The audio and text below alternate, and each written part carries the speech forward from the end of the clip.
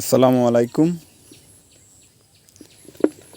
এই ফ্রিজে রাখা ব্রাইম শিম, এগুলো মাছের যে খাবারগুলো আছে, রঙিন মাছের প্রোটিনের যে খাবার, এগুলো আসলে সারা বছর তো পাওয়া যায় না।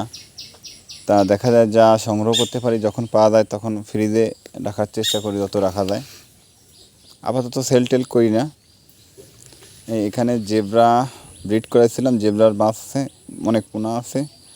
এখানেও আছে জেব্রা মাছের পোনা, আর এই কক্সিটি আছে। আর এখানে আছে আপনার পোলার প্যারট। এই যে আপনার যে এই যে প্রোটিন খাবার, একদম 100% যে প্রোটিন, এইগুলো যাতে আপনি গাপ্পি, মলি, কোনো মাছের যেগুলো ফ্রাই, গোল্ড ফিশের অথবা যে কোনো মাছের ফ্রাই, এগুলোরে যদি খাওয়ান, মাছ খুব দ্রুত বড় হবে এবং মাছগুলো কালারফুল এবং খুব সুন্দর কোয়ালিটি হবে।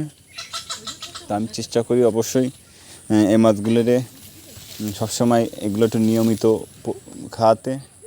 যেমন এই গাপ্পি মাছ কালার কোয়ালিটিগুলো দেখেন, কালার কোয়ালিটি ভালো রাখতে হলে অবশ্যই প্রোটিন খাবার দিতে হবে, পাশাপাশি খোলা খাবারও খাওয়াতে হবে। আমাদের যে দানাদার খাবারগুলো আমরা খাওয়াই, কিন্তু এই যে প্রতি সপ্তাহে 3 দিন করে এই উচ্চ প্রোটিন খাবারগুলো খাই, যেমন ডিমের কুসুম খাওয়াই, তারপর ব্রাইম শিম খাই, তারপরে আপনার যেমন চিংড়ি মাছের গুঁড়া করে ওইগুলো খাওয়াই।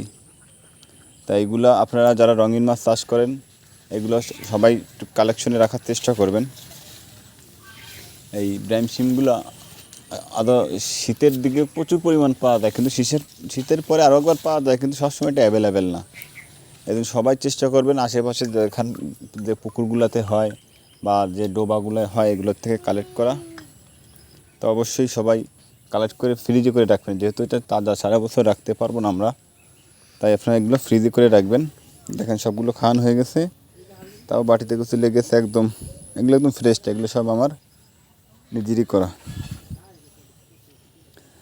অবশ্যই আমার চ্যানেলটি যারা দেখছেন অবশ্যই সাবস্ক্রাইব করে দিবেন, শেয়ার করে দিবেন, লাইক করে দিবেন। ধন্যবাদ। আসসালামু আলাইকুম।